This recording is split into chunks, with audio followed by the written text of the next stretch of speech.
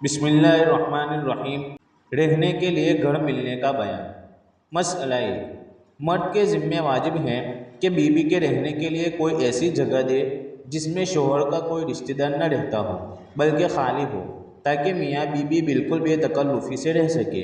البتہ اگر عورت خود سب کے ساتھ رہنا گوارا کر لے تو سانجے کے گھر میں بھی رکھنا درست ہے، یعنی ملے جلے گھر میں بھی رکھنا درست ہے۔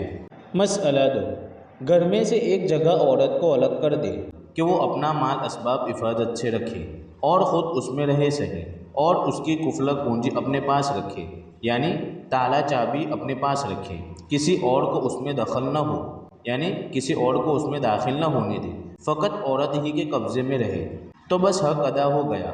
عورت کو اس سے زیادہ کا دعویٰ نہیں ہو سکتا اور یہ نہیں کہہ سکتی کہ پورا گھر میرے لیے الگ کر دو۔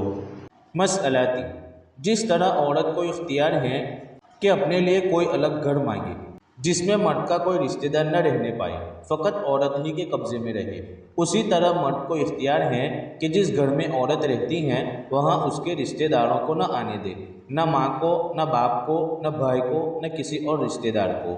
مسئلہ چار، عورت اپنے ماں باپ کو دیکھنے کے لیے ہفتے میں ایک دفعہ جا سکتی ہے اور ماں باپ کے سوا اور رشتہ داروں کے لیے سال بھر میں ایک دفعہ، اس سے زیادہ کا اختیار نہیں۔ اسی طرح اس کے ماں باپ بھی ہفتے میں فقط ایک مرتبہ یہاں آ سکتے ہیں۔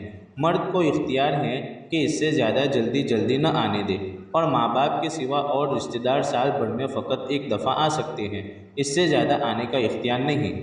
لیکن مرد کو اختیار ہے کہ زیادہ دیر نہ ٹھہرنے دے، نہ ماں باپ کو نہ کسی اور کو۔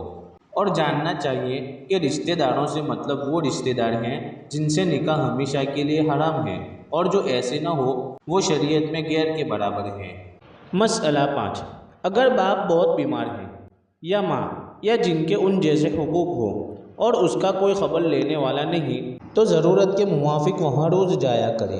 اگر باپ بے دین کافر ہو تب بھی یہی حکم ہے، بلکہ اگر شوہر منع بھی کرے تب بھی جانا چاہیے، لیکن شوہر کے منع کرنے پر جانے سے روٹی کپڑے کا حق نہ رہے گا۔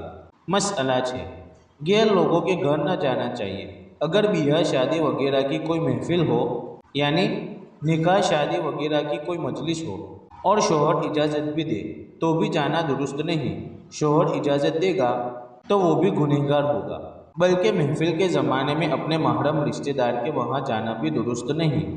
مسئلہ سات، جس عورت کو طلاق مل گئی وہ بھی عدت تک روٹی کپڑا اور رہنے کا گھر پانے کی مستحق ہے، البتہ جس کا خاوند مر گیا اس کو روٹی کپڑا اور گھر ملنے کا حق نہیں، ہاں اس کو میراث سب چیزوں میں ملے گی۔ مسئلہ آٹھ، اگر نکاح عورت ہی کی وجہ سے ٹوٹا، جیسے سوتیلے لڑکے سے پھنس گئی یا جوانی کی خواہش سے فقط ہاتھ لگایا، کچھ اور نہیں ہوا، اس لیے مرد نے طلاق دے دی، یا وہ بددین کافر ہو گئی، اسلام سے پھر گئی، اس لیے نکاح ٹوٹ گیا، تو ان سب صورتوں میں عدت کے اندر اس کو روٹی کپڑا نہ ملے گا، البتہ رہنے کا گھر ملے گا۔ ہاں اگر وہ خود ہی چلی جائے تو اور بات ہے، پھر نہ دیا جائے گا۔ نوٹ، اس قسم کے مسئلے جب کبھی ضرورت پڑے تو کسی سمجھدار بڑے عالم سے سمجھ لینا چاہیے۔